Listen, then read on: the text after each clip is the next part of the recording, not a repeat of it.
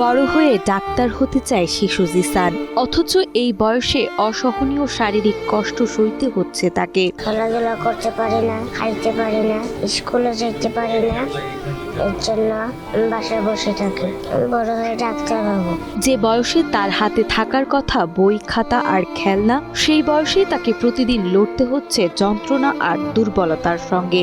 নিঃশ্বাস নিতে কষ্ট, শরীরের ফোলাভাব, ক্লান্ত চোখে হাসপাতালের বিছানা এখন তার একমাত্র ঠিকানা। এখন কিছু করতে পারে না, কিন্তু লেখাপড়া করতে পারে না, কোনো কিছু করতে পারে না, কিন্তু ইচ্ছা করে কিন্তু লেখাপড়া করবো, কিন্তু সে কিন্তু প্রতি মাসে মাসে শরীর ফুলে যায়। এরকম থেকে হাঁটাচলা করতে পারে না, ঠিকমতো খাইতে পারে না, ঘুমাইতে পারে না। সিলেট জেলার প্রত্যন্ত এলাকার হতদরিদ্র দিনমজুর আব্দুর রহমানের একমাত্র ছেলে সৈকতুল ইসলাম জিসান জন্মের পর বেড়ে উঠেছিল স্বাভাবিকভাবেই, কিন্তু 4 বছর বয়সে হঠাৎ করেই তার শরীর অস্বাভাবিকভাবে ফুলে ওঠে। চিকিৎসার অভাবে ও সহপাঠীদের ব্যঙ্গ বিদ্রুপে স্কুল ছেড়ে এখন ঘরবন্দি জিসানের শৈশব। জন্মগতভাবে 4 বছর ওরা সুস্থ ছিল, ভালো ছিল।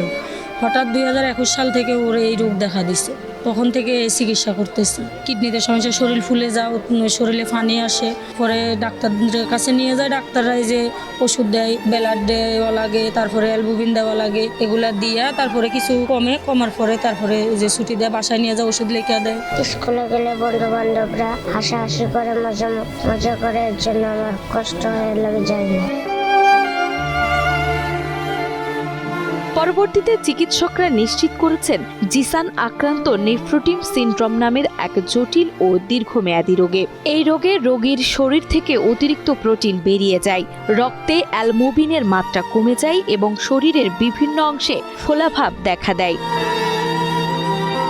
বর্তমানে সিলেট ওসমানী মেডিকেল কলেজ হাসপাতালের একটি বেডে দিন কাটছে জিসানের। পেট থেকে অনেক 4 ব্যাগ 5 ব্যাগ ওইরকম পানি বের করতে হয়। যদি পানি বের করা না হয় তাহলে ওর শরীরটা ফুলে যায়, ও শ্বাসকষ্ট হয়। মাসে মাসে ট্রিটমেন্ট করে করে কিন্তু আজকে বিগত 5 বছর ধরে কিন্তু চিকিৎসা চালিয়ে দেয়।